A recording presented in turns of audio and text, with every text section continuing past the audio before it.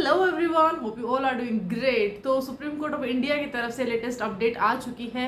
3 साल की वकालत क्या एक जुडिशियल एस्पिरेंट्स के लिए, अगर वो जुडिशरी में एंट्री करना चाहता है, कैंडिडेट बनना चाहता है, सिविल जज एग्जामिनेशंस देना चाहता है, तो क्या उसके लिए यह कंपलसरी रहेगा, मैंडेटरी रहेगा कि उसको 3 साल का एक्सपीरियंस वकालत का होना ही चाहिए। तो जी हाँ, अभी सुप्रीम कोर्ट ऑफ इंडिया ने इस पर अपनी मोहर लगा दी है, मैंडेटरी इसको कर दिया गया है।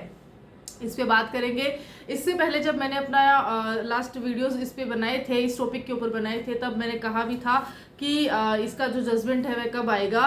तो वहाँ पे ये था कि भाई देखो, अभी तक ऐसा है कि अगर एप्लीकेशंस लगती है तो इसी वीक में आपको आपके सामने ये जजमेंट होगा। तो फाइन डेफिनेटली यहाँ पे ये जो केस है वह मेंशनिंग में गया है, और उसके बाद में आज सुबह जब कोर्ट में लंच से पहले तक इसके ऊपर जो है ना अपना उनका आ गया था, फैसला आ गया था। अब ये जो फैसला है पहले ही उन्होंने सुरक्षित एक्चुअली रखा था, उसमें थोड़ा हियरिंग था, बट उनको माइंड में था कि हाँ भाई अपने को फैसला यही करना है। अब अगर बोलते हैं ना कि जुडिशियल के जो हमारे जो होते हैं ना कि हमारे जजेस रहते हैं, उनके द्वारा ये जो केसेस है ये बोलते हैं ना कि दिया गया था, तो नॉर्मल है कि काफ़ी सारे ग्राउंड्स ऐसे उन्होंने लगाए थे कि डेफिनेटली ये जो जजमेंट है वह आने वाला ही था। क्योंकि ग्राउंड्स क्या है, अगर हम उस पर भी चर्चा करते हैं इस वीडियो में, तो आपको पता चलेगा कि इस तरह के ग्राउंड्स थे कि जहां पर कि 3 साल की जो ये कम से कम 3 साल की जो वकालत है उस पर मोहर लगने वाली ही थी। तो अब बात करेंगे ये कि भाई अभी 3 साल का अभी एक्सपीरियंस तो काउंट होगा, बट अब ये जो एक्सपीरियंस है वह कब से काउंट होगा ये भी मानना होगा।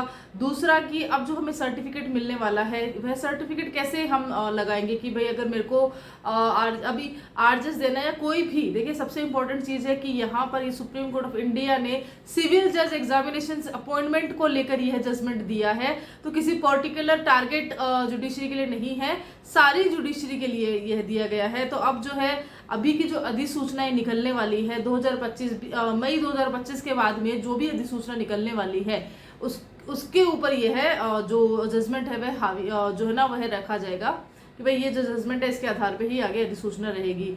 अब क्वेश्चन ये है कि क्या क्योंकि काफ़ी सारे जुडिशरी जो थी ना वो स्टे पे उस पे होल्ड पे थी, और गुजरात जुडिशरी को स्टे लगाया गया था। तो गुजरात जुडिशरी को स्टे इसीलिए लगाया गया था क्योंकि जनवरी में ही जब इस पे चर्चा हुई थी, तो यहाँ पे कहीं ना कहीं यह जो सब्जेक्ट है कि 3 साल की जो प्रैक्टिस है इस पे ये 3 साल को मैंडेटरी करना है, कहीं ना कहीं यह जो चीज़ थी माइंड में थी, ग्राउंड्स के आधार पे थी। अब यहाँ पर इस चीज़ को इसलिए रोक लगा दी गई कि भाई कल को अधिसूचना निकली हुई तो इस पे एग्जामिनेशन या फर्दर प्रोसीडिंग्स ना हो, क्योंकि एक बार को जब फर्दर प्रोसीडिंग्स हो जाती है ना तो वहाँ से वापस स्टेप लेना मुश्किल हो जाता है। तो खाली अधिसूचना के आधार पर ही वहाँ पे ही उसको स्टे लगा दिया गया था, और बाकी जगह पे बाकी जुडिशरीज को उनके जो कंडक्टिंग जो बॉडीज होती है उन्होंने होल्ड कर दिया था। इसका रीज़न भी यही था कि भाई अभी आपको रुकना है। अब यहाँ पर क्वेश्चन ये है कि क्या अभी जितने भी वैकेंसीज है जहाँ पर कि आपने अपने फॉर्म डाले हैं, क्या आपको वहाँ पे मैंडेटरी कर दिया गया है कि आपको 3 साल का एक्सपीरियंस दिखाना होगा, या तो फिर आपको क्या करना है। तो सिंपल सी एक चीज़ यहाँ पे समझने वाली ये है कि अभी तक इस फैसले से पहले जो भी अधिसूचना निकली हुई थी सिविल जज एग्जामिनेशंस के रिगार्डिंग, भले वह नोटिफिकेशन हो, भले वह आपके डेट के रिगार्डिंग हो कि भाई आपके मई में एग्जाम हो सकते हैं, जून में एग्जाम हो सकते हैं, कोई भी ऐसी बात जो भी अधिसूचना में लिखी गई हो वह मान्य होगी। इस जजमेंट का उस पर कोई भी असर नहीं होने वाला है। अब यहाँ पर आप फ्रेश लॉ ग्रेजुएट भी हो सकते हो, अब यहाँ पर आपके पास एक्सपीरियंस हो सकता है, नहीं हो सकता है, दोनों चीज़ हो सकती है। तो यहाँ पर सबसे अच्छी बात है उन कैंडिडेट के लिए जो काफ़ी टाइम से बोलते हैं ना कि अपना साल दो साल से अपना जुडिशरी के लिए बहुत मेहनत कर रहे थे, बट कहीं ना कहीं 3 साल की वकालत उनके पास नहीं थी। अगर यह जो जजमेंट है अभी की अधिसूचना पर आ जाता है तो यहाँ पर उनके लिए सबसे ज़्यादा मुश्किल होने वाली थी, क्योंकि यह जो एग्ज़ाम उनको छोड़ना पड़ता, उनको क्विट करना पड़ता। लेकिन अब जो है उनको यहाँ पर कोई ज़रूरत नहीं कि वो क्विट करे। और हाँ, लेकिन एक चीज़ यहाँ पर उनकी जिम्मेदारी जो है ज़्यादा बढ़ चुकी है, अकाउंटेबिलिटी ज़्यादा बढ़ चुकी है कि भाई अब उनके पास में समय बहुत कम है, उनको पूरी तैयारी करनी पड़ेगी। अगर कोई ऐसा कैंडिडेट है जिनके पास की एक्सपीरियंस तो है बट वह 1 या 1.5 साल का ही है, अब अगर इस एक्सपीरियंस के अंदर अगर आपने इस साल अगर आपने फॉर्म भरा है तो आप यहाँ पे खूब मेहनत कीजिए और अपना यहाँ पे सिलेक्शन लेके आइए। अदरवाइज अगर आप ये वाली जुडिशरी नहीं कर पाते हैं तो आपको आगे जो जुडिशरी में एंट्री लेनी होगी वह 3 साल की एक्सपीरियंस के आधार पर लेनी होगी। तो ये चीज़ है।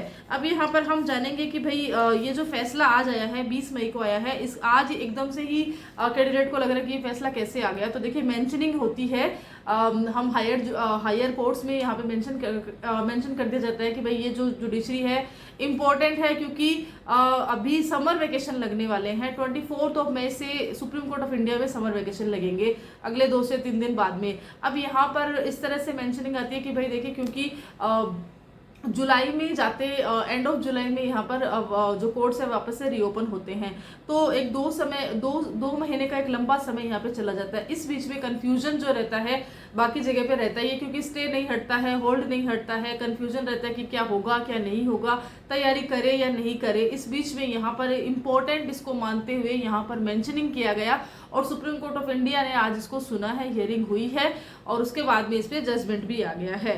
जजमेंट में मैंने इसमें ऑलरेडी बहुत वीडियोस यहाँ पे अपलोड किए हैं कि क्या क्या ग्राउंड्स रहे थे, किस वजह से यहाँ पर ये आया। मेनली देखिए फ्रेश लोग ग्रेजुएट्स रहते हैं उनके लिए ये आया है, क्योंकि देखिए कहीं ना कहीं ऐसा देखा गया है कि ये हाई कोर्ट्स के ग्राउंड्स में है।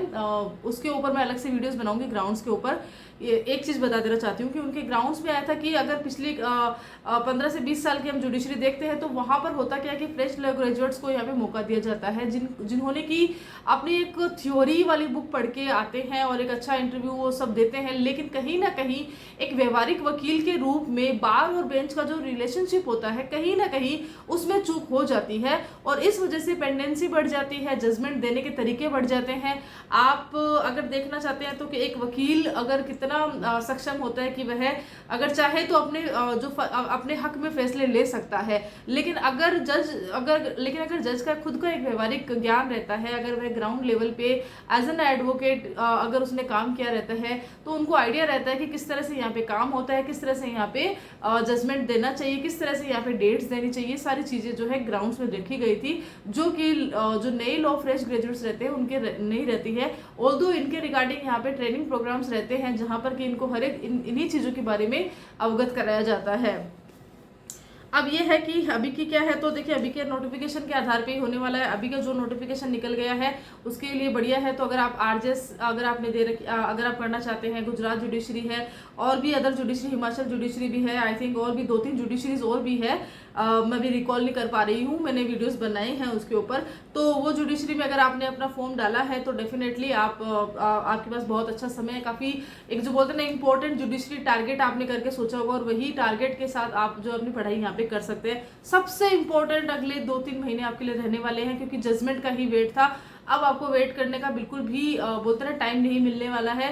सारे जुडिशरी से स्टे और होल्ड बिल्कुल हट जाएंगे और एकदम से आपके सामने डेट्स आने वाली है, तो आपके पास में ना समय बहुत कम रहेगा अपनी तैयारियों के लिए। ये है। अब ये है कि इसमें इस कंडीशन लगाई है। देखिए आपको कैसा रहता है कि अब भी आपने 3 साल तो मैंडेटरी कर दिया है, लेकिन ये 3 साल मैंडेटरी करने के लिए आपको एक्सपीरियंस कैसे काउंट करना पड़ेगा, राइट। तो क्या आपको ऑल इंडिया बार एग्जामिनेशन यहाँ पे कंपलसरी बताई गई है। तो देखिए कंपलसरी यहाँ पे ऑल इंडिया बार एग्जामिनेशंस को इतना नहीं बताया गया है। रीज़न कि यहाँ पे प्रोविजनल एक्सपीरियंस के जो आपका एनरोलमेंट नंबर होता है ना प्रोविजनल, उसके आधार पर यहाँ पर आपका एक्सपीरियंस काउंट होगा। अब यहाँ पर क्योंकि इसका रीज़न पता है, क्योंकि ऑल इंडिया बार एग्जामिनेशन जो रहती है ना उसका कोई फिक्स नहीं रहता है कि वह 6 महीने से ही होगी, और इसलिए उसका टाइम फिक्स नहीं रहता, 1 साल भर आगे निकल जाता है। और इस वजह से होता क्या है कि भाई आपके 3 साल तो खत्म हो रहे हैं एनरोलमेंट को, लेकिन अभी ऑल इंडिया बार एग्जामिनेशन ही नहीं आ रही है, उसके ही नोटिफिकेशन नहीं आ रहे हैं, अगर आपने दे दिया तो रिजल्ट नहीं आ रहे हैं, तो इस वजह से आपका टाइम जो है उसमें ज़्यादा जाता है। तो कहीं ना कहीं 3 से 4 साल वाला एक जो टाइम है वह वेस्ट हो ही जाता है किसी भी कैंडिडेट के लिए। तो इस वजह से यहाँ पे प्रोविजनल जो एनरोलमेंट आपका एक्सपीरियंस रहता है ना वह लागू होगा। दूसरा यहाँ पे बताया गया है कि भाई अगर आपने एक जो होता है ना कि सर्टिफिकेट दिए जाते हैं कि अगर आपने किसी के अंडर काम किया है तो आपको वहाँ से उस फॉर्म से आपको उस लॉ फॉर्म से आपको सर्टिफिकेट मिल जाया करता है। अब यहाँ पर आपको 3 साल की अपनी वकालत दिखानी है तो आपको उस वकील से सर्टिफिकेट लाना पड़ेगा जिसकी की बोलते हैं जिसकी वकालत को 10 साल हो चुके हैं, राइट, जिसकी वकालत करते करते उसको 10 साल कंप्लीट हो गए। तो अगर आप उसका उनके फॉर्म से, उनकी सिग्नेचर, उनकी मोहर से अगर आप अपने आप को इस तरह सर्टिफिकेट लाते हैं कि हाँ भाई आपने 3 साल यहाँ पे काम किया है, 3 साल आपने यहाँ इनके अंडर वर्क किया है, और ये सर्टिफिकेट वो आपको देते हैं, तो आप जो है जब भी नेक्स्ट आपके पास में अधिसूचना आती है कैंडिडेट के रूप में, अगर आप किसी भी एग्जामिनेशन में देते हैं तो इसको आप अटैच कर सकते हैं, तो वह मान्य होगी। अब यहाँ पर क्वेश्चन ये आता है कि हाँ, एक चीज़ और मेंशन करी है सुप्रीम कोर्ट ऑफ इंडिया ने कि कुछ कैंडिडेट ऐसे भी होते हैं जिनका कि लॉ ग्रेजुएट के बाद में वो सिविल जज एग्जामिनेशंस की तो तैयारी करते ही है, लेकिन साथ में वो अपने अदर जुडिशरी की लाइक की लॉ क्लर्क की तैयारी कर रहे हैं या अदर ऑफिसर्स लेवल की तैयारी भी करते हैं ना, तो यहाँ पर होता क्या है कि उनकी जॉब लग जाती है, और इस वजह से होता क्या है कि उनको उस जॉब में जाना होता है।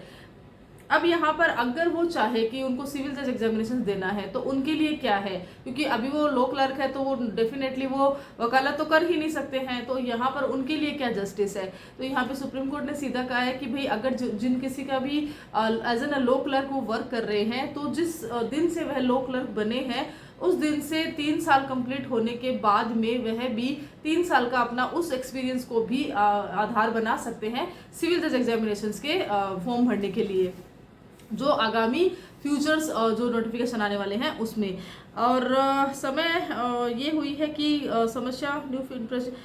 अब सवाल ये आता है कि भाई क्वेश्चन ये आया कि ये समस्या क्यों हुई है, क्यों इतना इसको करना पड़ा, कि अभी तक भी तो जुडिशरी चल ही रही थी ना।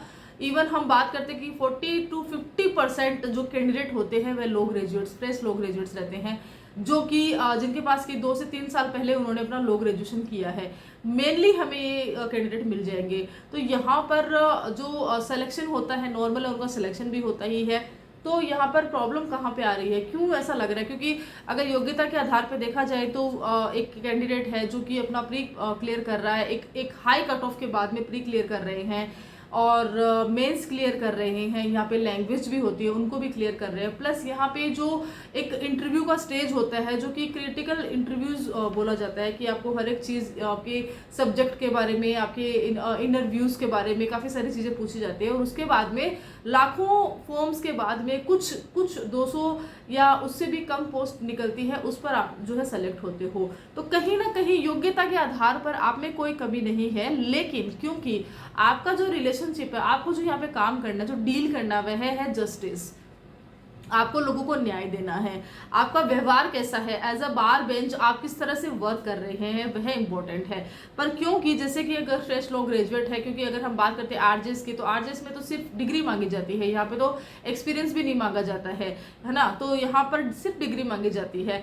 तो यहाँ पर ऐसा बताया गया कि आप एक दिन भी वकालत नहीं करी, आपने एक दिन भी एज एन एडवोकेट, आप वकील के रूप में आपने वकील के रूप में आप कोर्ट गए ही नहीं हो, तो आपको कैसे पता चलेगा। क्योंकि कोई भी केस हो, अगर वह केस होता है तो एक क्लाइंट जो है वकील को वह केस देगा, और वकील जो है अपनी पैरवी कोर्ट के सामने करेगा। मीन्स कि बार और बेंच का सीधा रिलेशनशिप होना चाहिए और वह व्यवहारिक होना चाहिए। ऐसा नहीं होता है कि एक आदमी व्यवहारिक है तो दूसरा जो है यहाँ पे सिर्फ किताबी ज्ञान के आधार पे ही यहाँ पे जजमेंट दे रहे हैं।